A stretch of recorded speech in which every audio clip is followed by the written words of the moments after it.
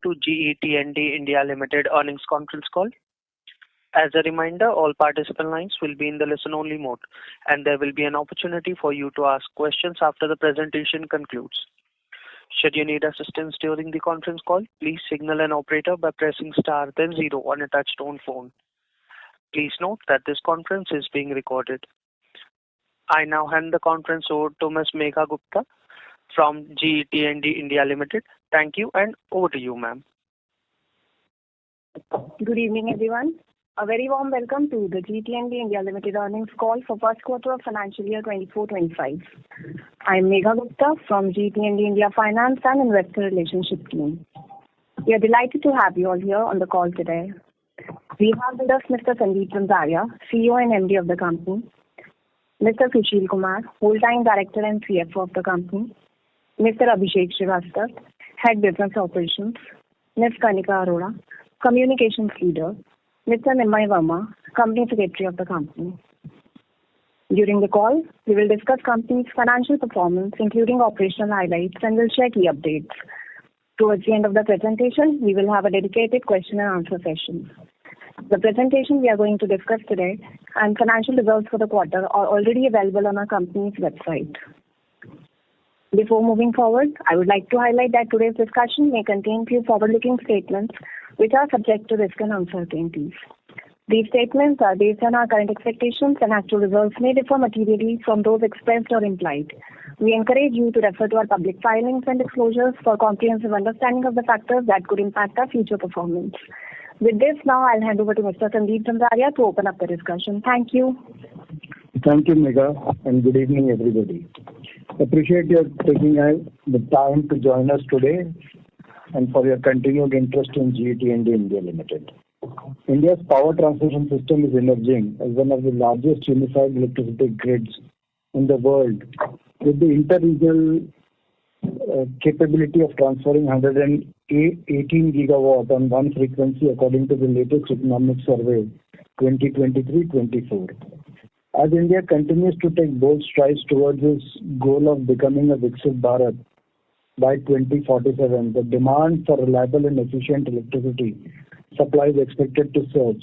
This necessitates the domestic power sector supporting this ambitious growth plan over the next 23 years to make it happen. Our involvement in key projects for commissioning of grid solutions for renewable energy integration and offering T&D solutions for large-scale data centers reiterates our commitment to support India's energy transition. Additionally, our innovative offerings in digital solutions for grid automation and asset performance management have sharpened our technological edge and market competitiveness. Building on our strong momentum, we are excited to report another quarter of robust order growth. Our order book in Q1 saw a booking of 10.3 billion Indian rupees, up by 2% year-on-year, compared to 10.1 billion in quarter ended June 23. A highlight of this quarter was the orders we received from PGCIL to build the State Load Dispatch Center and Renewable Energy Management Center in the Union Territory of Ladakh.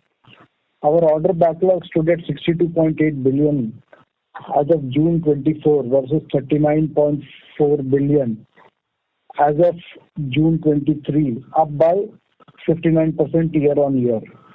Our Q1 revenue stood at 9.6 billion versus 7.2 billion Indian rupees in Q1FY25-24, up by 34% year-on-year with a notable increase in our profits. Our profit before tax in Q1 24-25 was at 1.8 billion Indian rupees.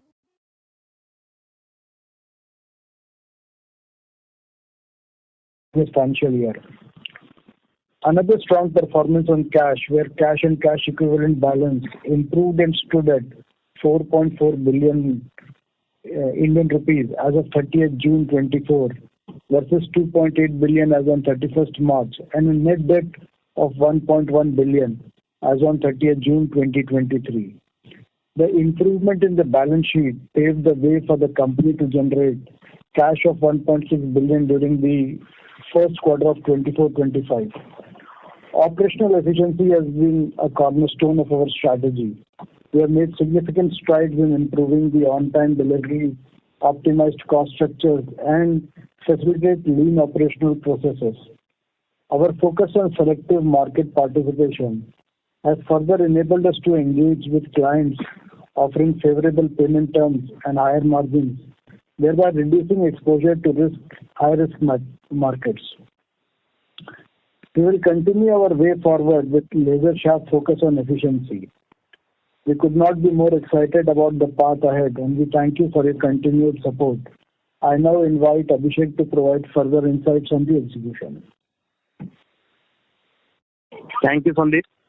So, we as GET&D remain committed in terms of adding capacity to the transmission network of India. So, in this pursuit, in the last quarter, we added 400 kV UPPDCL Shahupuri transmission line, which was commissioned, and that helps us serve the area of Varanasi and the adjoining areas. In addition to that, we also commissioned one critical substation for TPDDL in Delhi. In continuation of our pursuit for adding critical elements to the transmission network and for stabilization of Indian transmission network, 500 MVA ICT was added for power grid at Rampur, and 23 bays of 220 kV added at multiple substations. Also, we have been picking up some critical extension jobs for our customers with whom we have long-term relationships, like IFCO at Paradip, similarly for WBSC TCL at Durgapur, and RUL at Kharagpur. So our pursuit is to keep on augmenting and strengthening the network for transmission in India. So these are some of the critical additions that we could successfully commission in the last quarter, and our journey continues. So I will invite Sushil to take us forward. Thanks, Abhishek. Good evening, ladies and gentlemen. This was a very strong quarter in terms of financial performance for us. Talking about orders first, on page number 5 of the presentation, we booked orders of 10.3 billion in this quarter compared to approximately 10 billion in the same quarter last year. This represents 2% increase versus the last year. However, in addition, in the month of July, which is for the current ongoing quarter, Q2 of this financial year, we have already booked orders worth 13 billion INR, and these are significant orders, and we have made appropriate disclosure to the stock exchange. Out of this 13 billion INR, approximately 8 billion INR was related to the orders that we booked from our group companies for export, and about 5 billion order was from Power Grid for, SCADA, below this public sector business. Out of the 10.3 billion orders that we booked in this quarter, the major orders were basically supply of 765 kV shunt reactor for reactive power compensation from Power Grid, and we secured an order from Adani Energy Solutions for 765 kV, 400 kV GIS bay extension at Khavda. We have secured an order from Damodar Valley Corporation for renovation and modernization of work of 4 substations in the state of West Bengal. We also secured order from Power Grid for establishment of state load dispatch center and renewable energy management center in the Union Territory of Ladakh and Northern region of India. And we have secured orders from Renew Power for 400 kV extension under RTN mode at Koppal and Gadag site. There are other orders from major EPC players for 400 kV and 200 kV GIS extension at Amargarh, and one order, large, significant one, booked for customer in Nepal for 245 kV GIS from an EPC player. So these were the significant orders that we booked during the quarter. Similarly, we had a very robust financial performance in the profit and loss account. During the quarter, we had a revenue of 9.5 billion INR, which was 34% higher than what we achieved in the same quarter in the last financial year.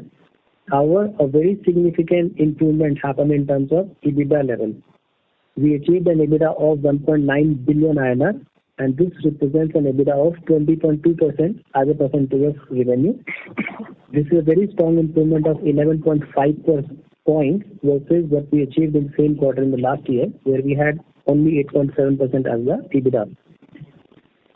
Similarly, our financial performance on profit before tax also improved significantly. We achieved a profit before tax of 1.8 billion INR compared to only 386 million in the last financial year, first quarter.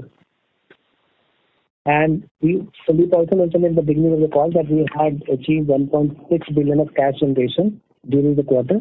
And cumulatively now we have a very strong balance sheet position with approximately 4.4 billion INR of cash and cash equivalent as surplus in our bank accounts or as an investment. Moving to the next page in terms of split of order and revenue. Out of 10.2 billion of orders, approximately 80% orders worth 8.3 billion were from domestic market and approximately 1.9 billion orders representing 20% of the overall order mix were from the export market. In terms of revenue split between export and domestic market, approximately 70% of the revenue or 6.6 billion INR revenue was from domestic market and 30% of revenue, approximately 2.9 billion INR was from the export market. End of June, we have a strong order in hand position of 62 billion INR. Of this, 60% is from the private customers, approximately 9% from state utilities, and 31% from the central utilities. With this, we can now open up for the questions. Thank you very much. We will now begin the question and answer session. Anyone who wishes to ask a question may press star and 1 on their touchtone telephone. If you wish to withdraw yourself from the question queue, you may press star and 2. Participants are requested to use handset while asking a question. Ladies and gentlemen, we'll wait for a moment while the question queue assembles.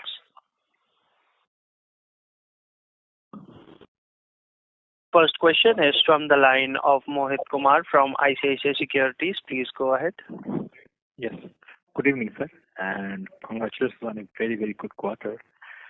My first question is on the gross margin. The gross margin improvement has been very, very sharp in the last, especially QOQ, also look at YOY.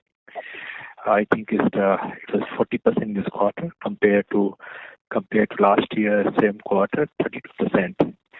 How much of this is sustainable, and do you think some moderation in the margins as you go forward? That's the first question. Thanks, Mohit. So in our business, because we are a long cycle business and the gross margin also depends on a combination of various factors, including the mix of revenue between projects and products and export and domestic. So generally we kind of evaluate the gross margin performance more on a yearly basis. And if we compare our financial performance, the last financial year we had achieved a gross margin of about 34.4%. This quarter, the first quarter is a very good start, wherein we have achieved 40.3% of gross margin. And this gives us a better confidence that our endeavor, which is always to take the margin to a higher level, is working in the right direction, and we should be able to achieve a better margin compared to last year that we had achieved. And in terms of the guidance, as a practice, we don't give any guidance. But yes, as a management team, we always work to improve the gross margin or the overall profitability. Understood. My second question on the order inflow. The order inflow for the quarter was subdued. Sorry to interrupt, Mr. Kumar. Your voice is sounding low. Yeah. Is it better now? Yeah. Yes, this is better. Please. My question is on the order inflow. Order inflow for the quarter was slightly on the lower side. Given the fact that we have seen that last year a number of projects were bid out, and the question is, are you seeing a larger inquiry, and we think that this will translate into higher order inflow as we go forward? So, Mohit, hi, Sandeep here. So, yeah, I think there was some impact of decision making because of elections as well. But I think if you will see that we maintained the order inflow number of 10.3 billion, which was like a 2% growth. But also if you see that in July, which is like we have already declared an order to the stock market of about 13 billion. And if you also look at our order backlog, So we have a very impressive growth in the order backlog of, we are presently at about 62 billion as compared to, I think it was 39 billion at the, and similarly in the last year, the same quarter, it was about 39 billion. So it's an impressive, I think, growth there. And yes, definitely we are looking at the pipeline. And yes, the renewable or the TBCB pipeline is, we look at it as a more sustainable and a growing pipeline. My last question, sir. Are you participating in the upcoming HPDC tenders for Bhadla, Fatehpur and the STATCOMs? So, Mohit, I think not the right forum to discuss it which bit we are participating or not, but I can tell you that yes, globally we are one of the top 3 players of HVDC and also for STATCOM. So yes, it will be our endeavor to take some market on HVDC and STATCOM both. Understood, sir. Thank you, and sir, best of luck. Thank you, sir. Thank you. Thank you, Mohit. Thank you. Next question is from the line of Umesh Raut from Nomura India. Please go ahead. Hi, sir. Good evening, and congratulations for the excellent set of numbers. My first question is again on the gross margin. So if I look at your trend on the gross margin or your commentary since last few quarters, sometime back you were saying that about 30 to 35% is kind of more of sustainable gross margin that one can look at. But now we have already touched closer to 40%. So how much of this gross margin expansion you can attribute to, say, healthy pricing power, to say internal efficiency where you have localized incremental product offering from domestic market, and thirdly on the account of, say, even the product mix, especially from export execution and domestic execution point of. So if you can highlight certain things on gross margin side in a more of a granular way. Thank you, sir. Yeah. Thanks, Umesh. So as I mentioned that, yes, we did well in terms of gross margin in the quarter one. And this gives us the confidence that we should be doing better versus the last financial year, which was 34%. The direction of 32% that you are talking was about a couple of years ago. And at the same time, we continue to also highlight that as management, our endeavor is to work towards higher side of or improving the margin further. And you rightly mentioned few factors which are leading to the gross margin improvement. The mix of the projects, contribution of higher export sale, improvement in pricing.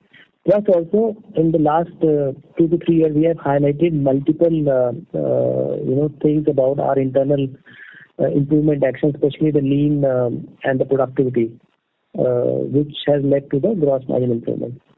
And we also talked about selectivity of the projects, which are not only profitable in terms of the reported margin, but also leading to the cash generation or cash collection for the company. So as you see, the gross margin is also getting converted into the higher profit before tax and also the cash performance, where we have made this quarter was 7th consecutive quarter of positive cash generation for us, and we have now accumulated 4.4 billion of cash surplus. So yes, the 3-4 factors that you mentioned, couple of further factors that I highlighted, and there are many more actions that we are taking to make sure that we improve margin versus the margin that we anticipate at the order booking stage.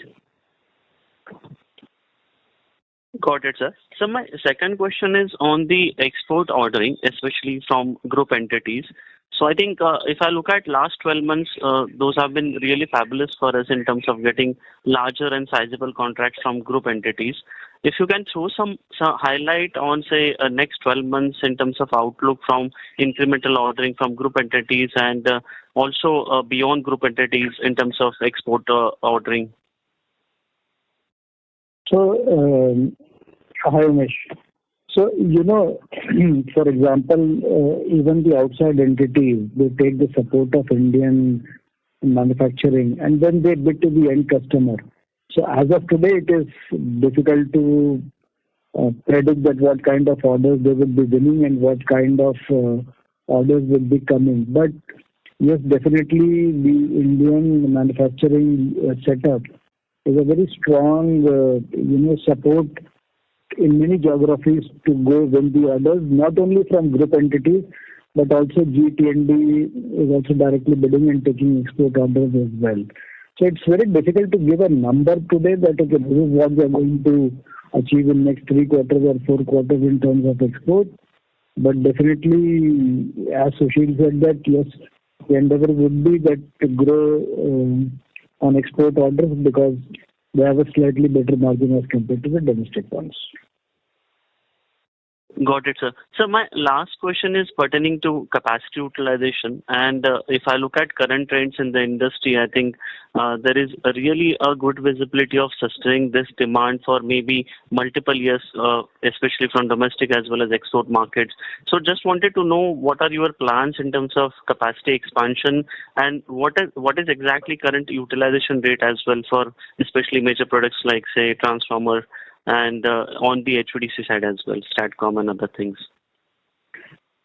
So, Umesh, here I will say, I think I have answered this question in the past as well. So, 2 things here. So, capacity utilization also depends upon multiple factors, that what kind of ratings we have got in combination for the orders and transformers and reactors and a lot of factors which are there. I would say that, okay, whenever we are seeing that there are any bottleneck in terms of taking orders for capacity utilization, of course, we try to identify the bottlenecks in the whole process, and then we are trying to see that removing these bottlenecks, how can the capacity be increased. And for many of the products, yes, I would say that we are at a much better capacity utilization today, especially when I look at transformers and a few other products. But in other products, we need to catch up in terms of capacity utilization as well. Okay. So is it fair to assume that at a peak capacity utilization, we can touch closer to about, say, 60 billion rupees in terms of turnover? So that would be a kind of a forward-looking statement, and we would refrain from. See, I think, as an analyst, you can see the historical trend of how our backlog has got converted into revenue, and you can extrapolate the numbers at your own. And revenue in the future here is a factor of multiple things, which is not just the backlog, but what is that we can achieve in future, including HVDC and STATCOM that we just talked about. Because that can give a boost to the revenue, depending on if you win those contracts on a timely basis. But I'd request you to take the past trend to extrapolate. Sure, sir, sure. Thank you so much, and all the very best for the future. Thank you, Umesh. Thank you. Next question is from the line of Parikshit Kandpal from HDFC Securities. Please proceed. Hi, Sushil. Hi, Sandeep sir. Congratulations on a great quarter, sir. Fantastic numbers. Thanks, I'll just keep asking you that when will you reach the 1,000 crore quarterly trend rate? I think you're almost at that distance and with the great margins. So my first question is on, you said that now in July you've announced 800 crores of orders from group companies. So if I remember correctly, last year you had taken RPT approvals to the extent of 3,000 crores of limits. So do you think that this year we'll be able to fill that? Is there any pending backlog from the last year which would get finalized over and above this 8 billion? So how do we see this number of 3,000 crores in this year? So, Parikshit, I think the numbers that you're referring to are quite different than what we have sent to the shareholders for approval.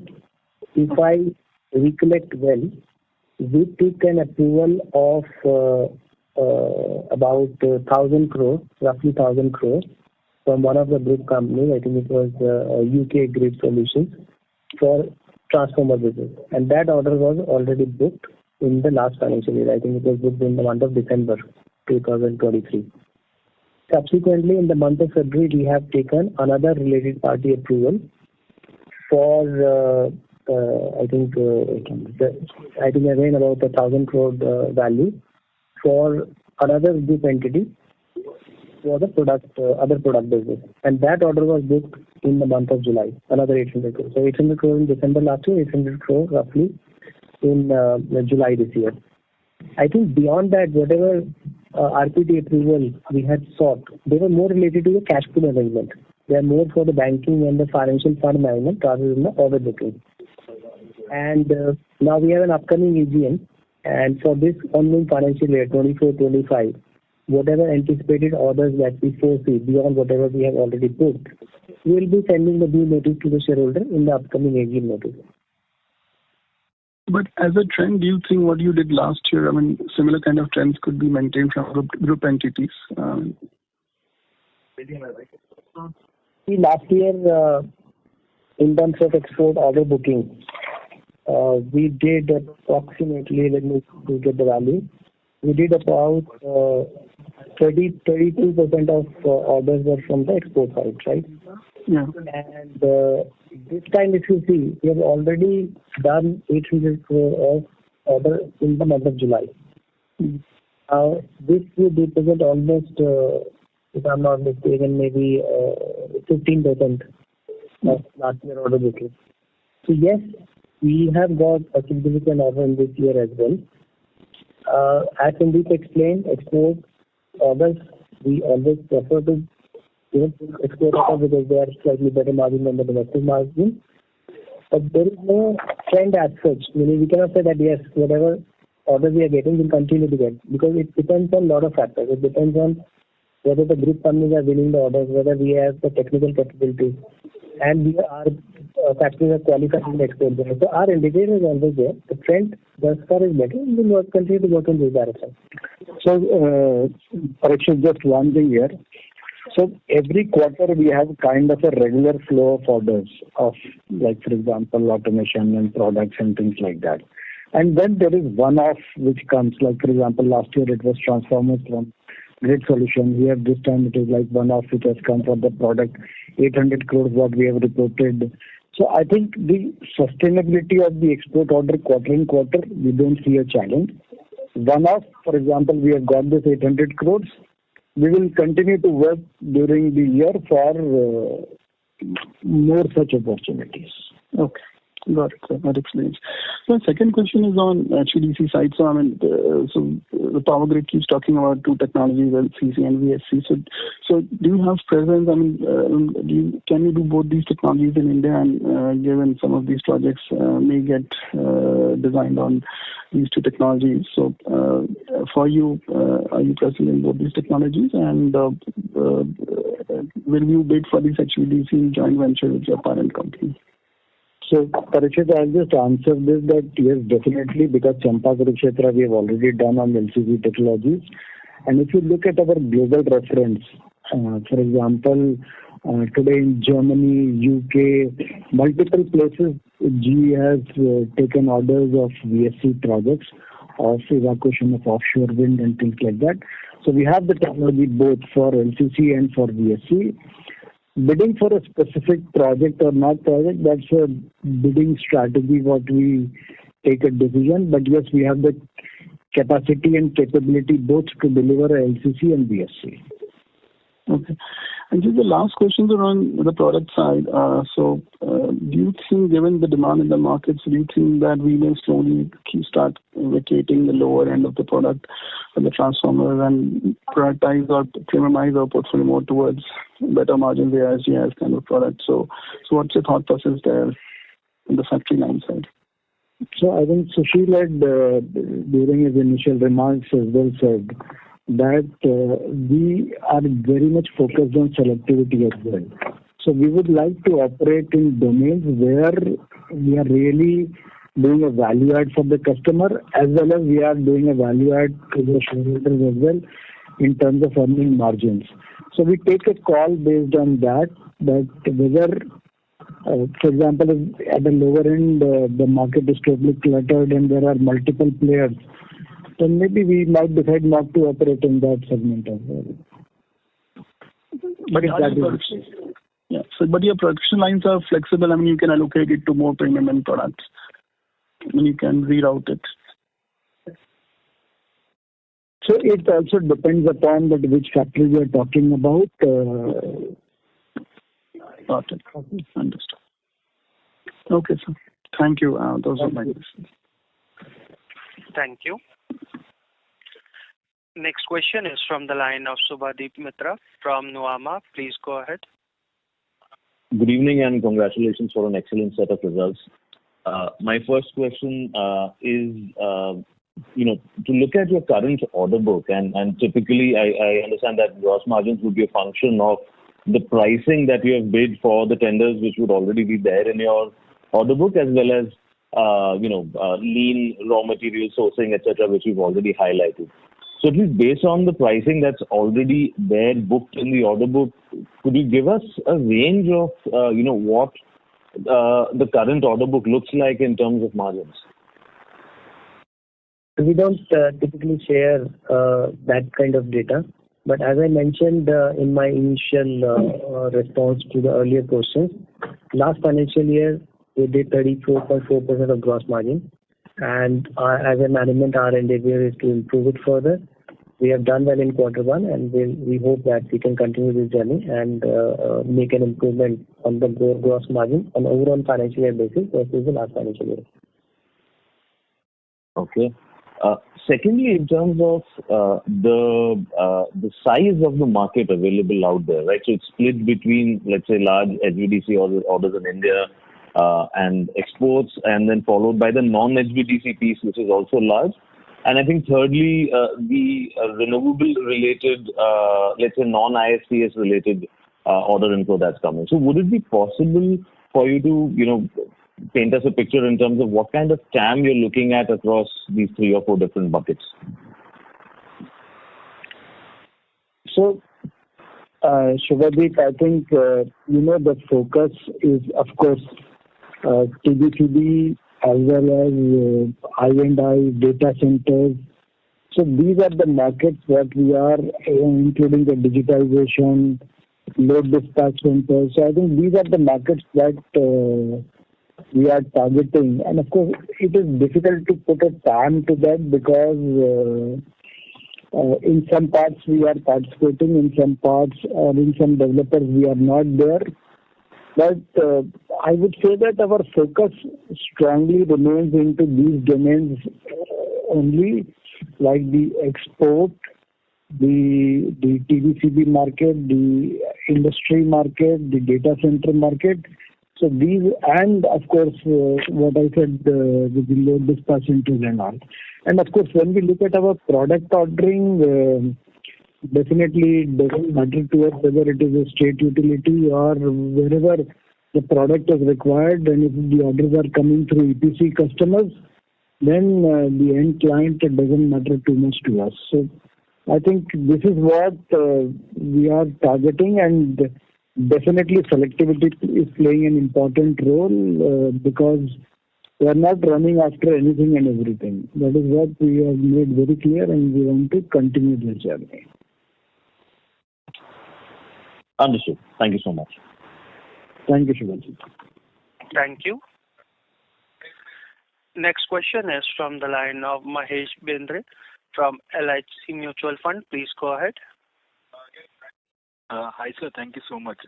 Sir, this quarter, you answered this question many times, but still, this quarterly, this operating performance has been quite strong. So we are reported around 19% EBITDA margin. Just wondering, is there any one-off in this in terms of any foreign exchange gain or, anything that is not regularly raised from in the business? Good evening, Mahesh. Thanks for the question. There is nothing significant to be highlighted. It's a very operational, regular profit that we have seen in this quarter. I would like to highlight one more thing, because earlier questions were more on the gross margin side. I think one important thing here to be highlighted, because your question is more related to EBITDA, is our expenses other than the gross margin, meaning the employee benefit expenses and the other expenses. If you look at the trend, they have not increased significantly because we have been able to make a very tight control over those expenses. There's very some increase related to the revenue, but not as significant. As a result, while the gross margin improvement is maybe 5 to 6%, or 5 to 6 points, but the EBITDA improvement, because of the operating leverage impact, has gone up by 10 percentage points.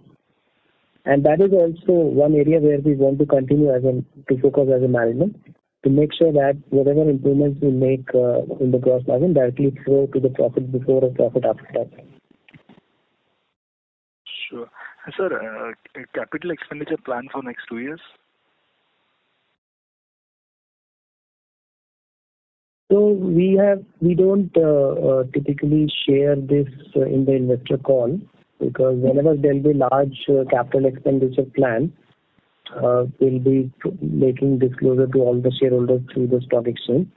At the same time, our regular replenishment expenditure in the range of say the 40 to 50 crore, which is equal to depreciation. And in addition, there will be some capex, which Sandeep highlighted in terms of the debottleneck of capacity, which will directly help us to make sure that we are able to produce more from the existing plants. Sure. As a last question from my end, it is expected over the next 5 to 6 years, around 3 lakh crores will be spent on transmission in India. So, given the number of renewables and number of generation capacity that is coming up, do you think this number looks very low in terms of capex on transmission side? I think we have to also understand that 3 lakh crore includes the transmission lines and everything included in that, including the HVDCs and everything. But this will also depend upon what is the speed of generation coming in, the capacity is getting added, and all those factors as well. So I think the number looks to be reasonable, because there are other forms of generation also which the government will be pushing in terms of offshore wind and other forms as well. So I think this looks to be the minimum number which is there, but yeah, definitely there can be an improvement for that as well. Sure, sir. Thank you so much. Thank you. Next question is from the line of Rahul Modi from Nippon India Asset Management. Please go ahead. Thank you, sir, for the opportunity, and congratulations. Really, appreciated to see.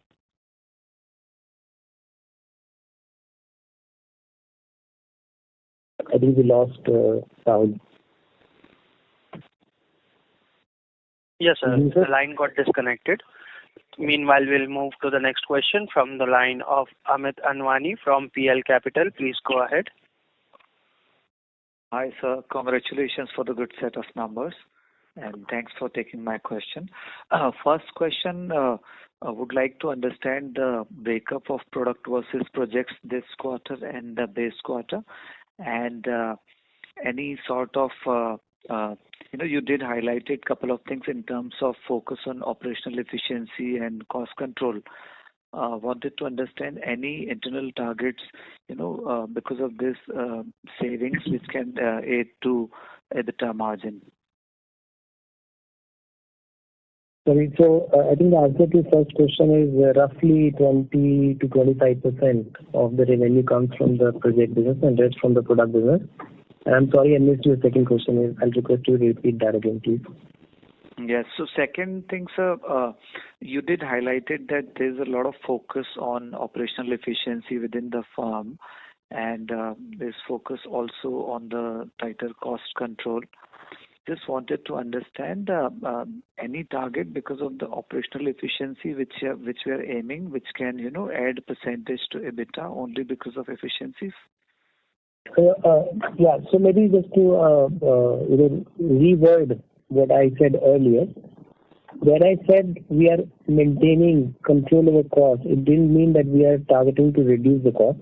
That means that the revenue increase, the significant revenue increase of 34% that we have seen in the quarter, and we hope that our revenues will grow.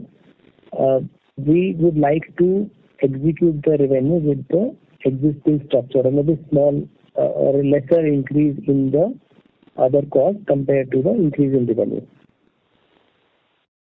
So which definitely means, let's say, if our revenue is growing by 34% and the other expense and employee benefit is not growing to the extent of revenue, we will see a direct benefit or improvement in the profit before tax. Sure. Secondly, sir, on the order prospects, so I recollect few months back we did highlighted some 25,000 crore prospect. So So just wanted to understand, very recently, PGCL also announced a higher capex and capitalization for FY25-26 and the longer term plan.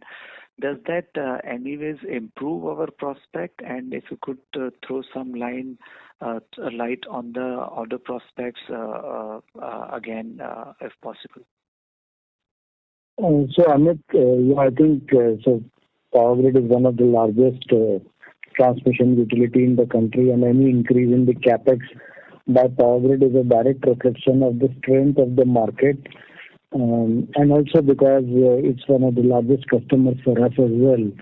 So I think any increase in the capex which Power Grid has announced is going to directly benefit us in terms of order intake, definitely. But we also see that, as I said, that the amount of generation which is going to come in and the new projects of TBCB which are coming in. So the impact of that in terms of today declaring that okay, this is going to be the value of orders which we are going to get is difficult for the year because we have just completed the first quarter. But I think we remain optimistic about the year in terms of order intake, much stronger. Sure. Lastly, sir, again on the product versus project, you highlighted 75-25. Can we assume that this will be the trend for the next 3 quarters also? As I said, it will be forward-looking guidance and depends on the execution timeline of the project, which can be very different quarter to quarter. But generally, yes, this has been the mix. If the new order booking remains in the same ratio, then this trend on revenue will remain same. Thank you. Thank you very much, sir. All the best. Thank you. Next question is from the line of Amit Mahawar from UBS. Please go ahead. Thank you. Sandeep, I just want to understand, if you look at last 15-20 years of transmission equipment market, we had a peak of roughly around 28,000 crores back like 12 years ago. And when GE was Ariba T&D, they had a peak margin, which is actually what we reported just now, range. The market has very much changed, right, since then. So do you think, take a 3-year, 4-year view, our scale will be very different in 4 years' time? Or you think, because the market might be 40,000 crore rupees, per annum, best case next 3 years. So how do you see next 3 years for GET&D capacity framework? Because most players are very, very judicious in expanding capacity. And this is considering your own mix is a third skewed towards exports, which is ever-growing demand from a parent company. So next 3 years, how should we think about GE in terms of capacity to manufacture and scale up, and commensurate with that, how will the India opportunity looking like to you? So thanks, Amit, and I think you are right. For next 3-4 years, as far as my thinking is that looking into the potential of renewable, and not only renewable, but I think the thermal capacity expansion which is coming. So I think there is going to be a sustained demand in terms of, and with HVDCs coming in, and also the interconnection between the various countries which is being talked about. So I think there is going to be a sustained demand at least for next 3-4 years in the country, no doubt on that. And because the energy transition story is being played globally, whether you look at Europe, whether you look at Australia, whether you look at the US, I think the export requirements will keep on cropping up of large projects as well. Maybe whether it is going to be 1 opportunity, 2 opportunities in a year. But my feeling is that yes, definitely it's going to be there. And the utilization, as I've said in my prior answers as well. So everything is like we are not there at the top of utilization benchmark. So we have, for few products, we have some spare capacities also available with us. And I think these things are going to help us in the further growth which we are looking forward to. Fair. And second and quick question is for GE. even during the old times, the business mix has been skewed towards private, right? Always. Even today, you have more than 60% of business or orders are from private sector. How should we look at this, say, 3-4 years down the line? Because do you think this will change? And the reason I'm asking this is also because different businesses have different profitability matrix. So you think from a 3-year view, your mix will shift? So one thing is very clear that as a strategy, I think we are not so much inclined to go on the straight side. So, for example, when it's customers like Power Grid, NTPC, yes, definitely it's a different because the way the contracting is done there and the way the execution is done is more or less matching the pace of the private players as well. So we will, if I look at next 2-3 years, definitely we are going to be more driven by private. But, for example, a large project which is coming from state side can also change the numbers in terms of dynamics. But looking into our conventional portfolio, yes, private will play a more important role than state. Sure. Sadiq, I'm taking liberty to ask the last quick question. Any specific, maybe additional powers or flexibility you get from parent company to decide your growth in India, for the domestic market, export market? Anything that you want to cover? Thank you. No, we are fine. I think with the set of results, I think the combination of between the parent and the subsidiary or our own Indian management, I think is very well demonstrated in our results. So. Sure. Thank you, Sandeep, and good luck to the entire GE team. Thank you, man. Thank you. Next question is from the line of Rahul Modi from Nippon India Asset Management. Please go ahead. Thank you, and sorry I got dropped out due to some technical issue. So I just have 2 quick questions. Most of the questions have been answered. One is if you could just make us understand a little better, because globally the market is also expanding in a very fast pace. We've seen demand growing significantly. So when you are making your strategy, how do you what is the thought internally between exports and group companies and Indian markets? That is one. And secondly, in terms of, obviously you mentioned about margins being better there. So in terms of, again, any thoughts on how the parent and the local entity is working in terms of the Indian entity being a supplier to the global entities? To what extent are we on a priority list versus the other entities globally? Thank you. So, thanks, Rahul. And I think one thing I want to make very clear is that, we are a very important part of our global strategy as well. So that is one thing I want to make it clear.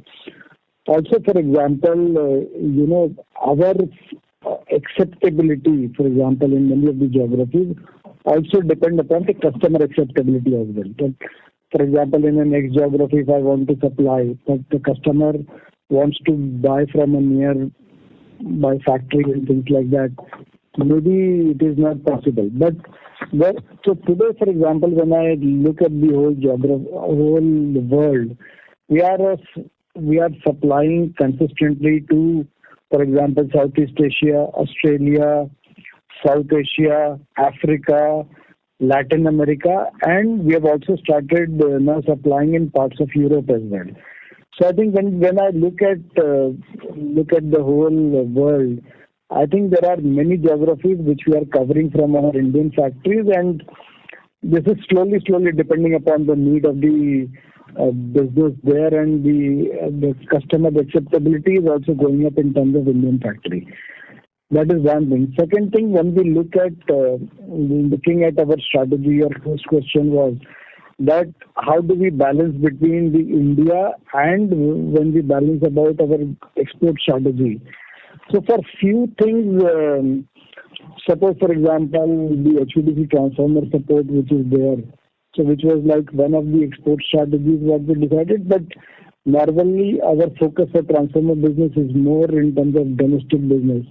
For project business, it is more in terms of the domestic support for the Indian customers. And when I say domestic, it also means apart from India and including Nepal, Bhutan, Bangladesh, the neighboring countries as well, Sri Lanka, because that we consider as part of our region as well. But when we look at our automation, when we look at our AIS product and GIS product, where our capacity utilization is also not like the high end. So there we are comfortably able to support, and there the turnaround time is also much faster. So there we are able to support the export, and then we, not only in terms of supporting group entities, but also taking direct orders from the end customers as well. It could be utilities based out of Australia or Latin America or Africa, or also supporting the EPC customers based out of India who are operating in Africa or other geographies as well. So we take a conscious call of supporting the Indian networks as well, and also balancing between the export and the domestic strategy. Hope my answer made sense to you, Rahul. Yeah, this was very helpful. And just last question from my side. Again, I'm not getting into numbers, but directionally over the next 2 years, do you see that because of, a large opportunity both in India and globally, do you think that there will be a need for a major capex and just not debottlenecking, if at all? Maybe a little thought, but no numbers, just asking from a directional point of view, your sense on this? So Rahul, as and when it will be required, I think we will be taking that call. Sure, sir. Thank you very much and all the best. Thank you, Rahul. Thank you. Next question is from the line of Mayank Chaturvedi from HSBC Mutual Fund. Please go ahead. Yeah, hi, sir. Thank you for the opportunity. So taking it from your comments in the last question, just wanted a clarification on the export order inflow or order book. Can you give us a split between the third-party orders that you book and the group entities, orders that you book from the group entities? And within that, would you say that third-party orders are relatively better margin businesses for you, given that you won't be restricted by transfer pricing mechanisms with the other entities? No, I think, so Mayank, your voice was not very clear, but whatever I could understand. So one thing is what we said, that the export margins are slightly better than the domestic one. But in the export, we have not differentiated in terms of margin, whether it comes from group entities or it comes from third party. If that answers your question. All right. And any indicated mix there?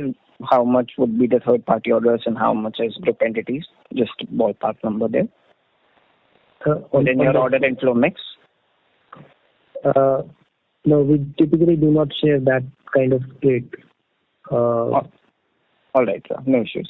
And just one other thing, just taking context from Power Grid's commentary that came in this week, that they are going for bulk procurement in advance for the next 18-20 months. So would you say that they have already booked their requirements with you for the next 18-20 months and that it has already flown into your order inflows? So I think that would be more for Power Grid to answer, that whether whatever procurement they have done, is it for their next 18-24 month requirement or they are still to do it. But whatever requirements are coming, we are regularly participating, and whatever we are winning, we are declaring to the market. Sure, sir. Okay. That's all from my side. Thank you. Thank you, ma'am. Thank you. Next question is from the line of Prathamesh Salunkhe from PL Capital. Please proceed. Hi, sir. Congratulations on a really good quarter. Thank you for taking my question. So I just wanted to understand some bit more details about your automation business. Like what are the growth prospects in it? Where is it exactly going? And what could be the contribution of this business to the overall revenue or margins? Is it a high margin business? Is it a low margin business? Any color would be appreciated. Yeah. So thanks, Pratnesh. And I think one of the things which I can say is that when the overall market is growing, obviously the automation business is an integral part of every substation. So everywhere when the demand is growing, the automation demand is also growing. And also I think looking into, for example, I'm not sure whether you know, but the regional load dispatch centers have come up for a upgrade. And that's what we have declared, that the first in northern region upgrade order what we have declared, it has been booked in July for close to about 5 billion rupees. So we'll not be able to comment on the individual business strategy and margins, but definitely automation business remains our key focus and is an integral part of our growth strategy as well. Okay.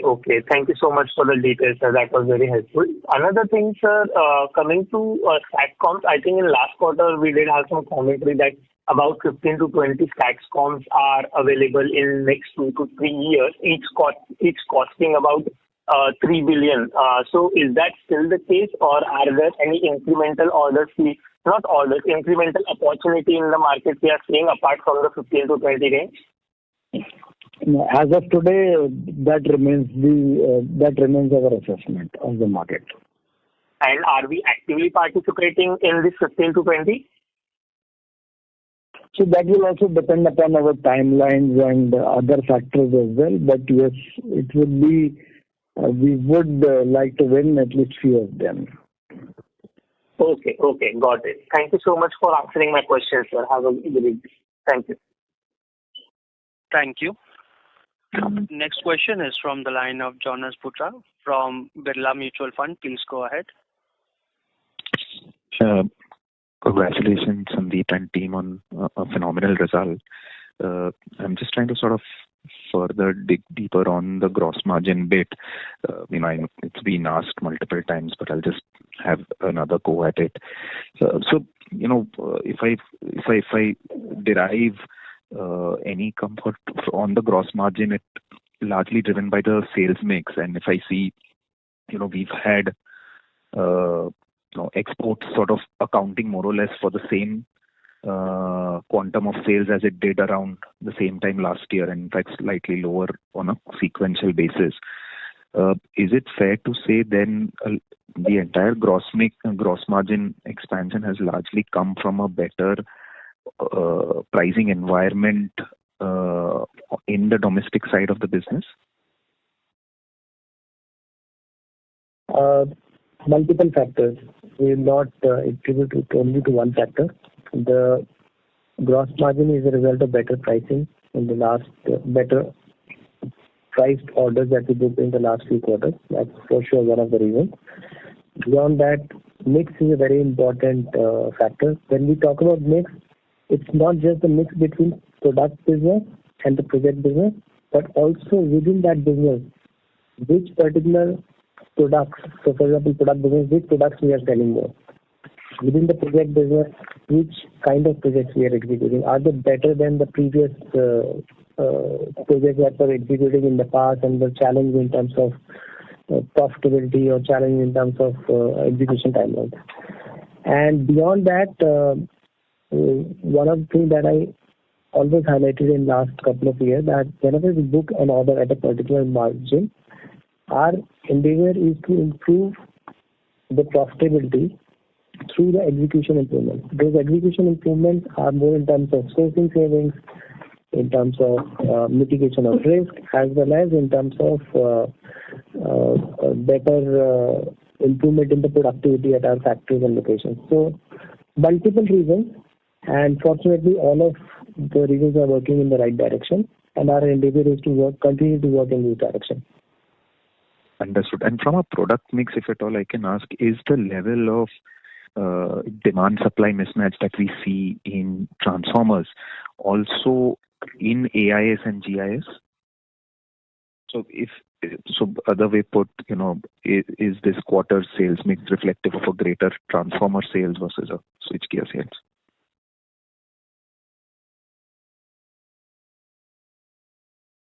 So I think it will be very difficult, I think, Jonas, to comment on that part. But yes, definitely the transformer volume, that much we can say that transformer volumes are going up. So when we are looking at a 34% growth in the revenue mix, yes, transformers have also contributed to that. Understood. And my last question was on the status of the HVDC project. So, other than the Fatehpur Badla that we are aware of, that was underway bidding, etc. Could you give us an update on where are we in Khavda Nagpur and Khavda Olpad? Do you think that these are prospects that can be awarded by the end of financial year, or these are prospects for FY26? No, I think at least Khavda Nagpur, definitely we expect getting it awarded this year itself. Khavda South Olpad can be a possibility for next year. Understood. Got it. Great. Thanks a lot and all the very best. Thank you very much. Thank you. Next question is from the line of Indrajit Chakravarti from Script Trading Corporation. Please go ahead.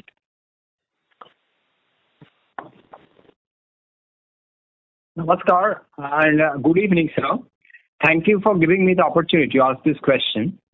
Now I have three small questions. First is that in the budget, setting up of small modular nuclear reactors was spoken about. Can I know if the company has an opportunity evolving thereat? The second question is this 6,200 crore order backlog which you have. What is the total timeline for execution of this order? And third question is, are we having any evolving opportunities in the setting up of these data centers which is being spoken about? Thank you very much. So thank you, Mr. Indrajit. So one is that our company is basically concentrating or basically designed to address the opportunities of transmission segment. So we are not there into the SMR, which is the small modular reactor on the nuclear side. But if, for example, SMR projects do come and there is a evacuation substation associated with that, yes, then we will have a play. But nothing on the SMR technology, yes, GET&D has no role to play directly. That is the first thing.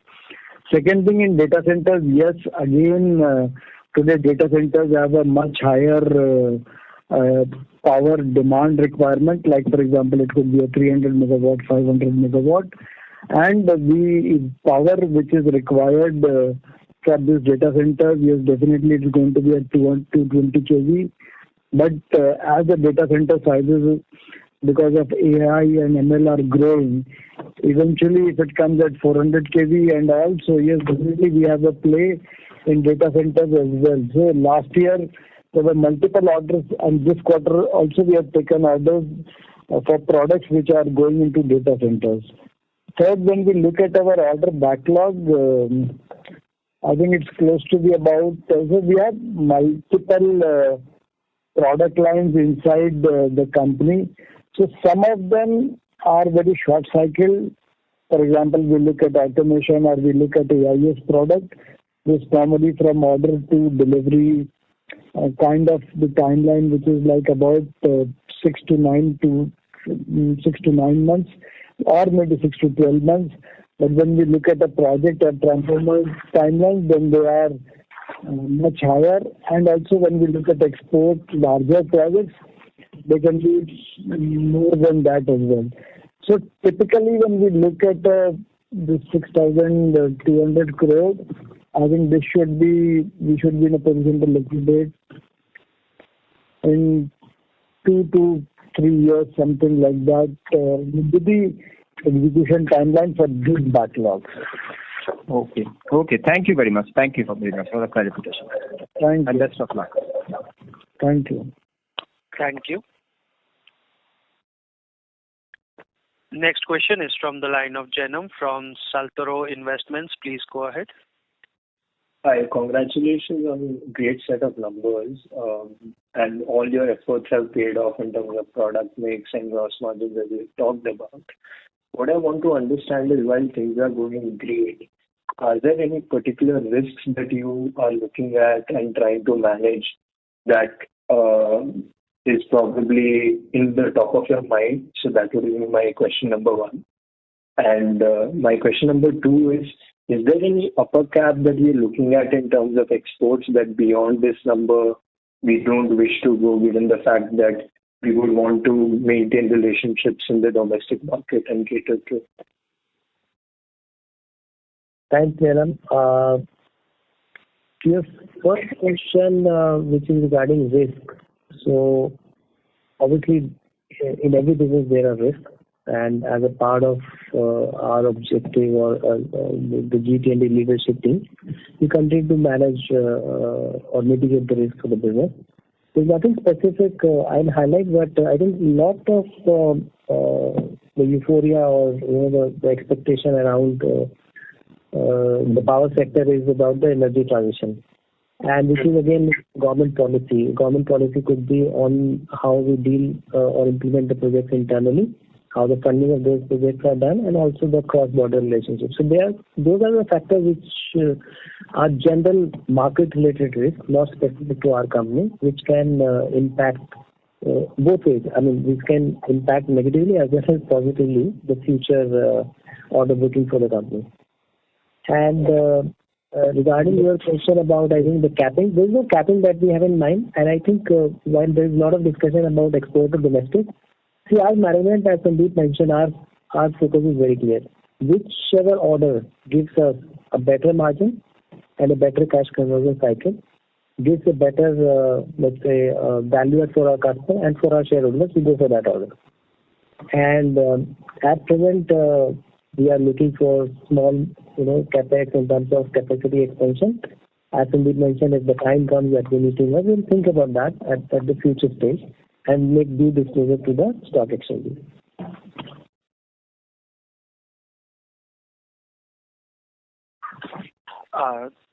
It seems that we have dropped the connection from Mr. Jainam. That was the last question for today. I now like to hand the conference over to Ms. Megha Gupta for the closing comments. Thank you all for joining us today. This is the insights provided by our speakers have been informative and valuable to you. We value the trust and support of our investors and analysts and ensure to remain committed to maintain transparent communication and fostering strong relationships. If you have any further questions or require additional information, please do not hesitate to reach out to me or our communications leader. Thank you. Thank you. On behalf of GET&D India Limited, that concludes this conference. Thank you all for joining us, and you may now disconnect your lines.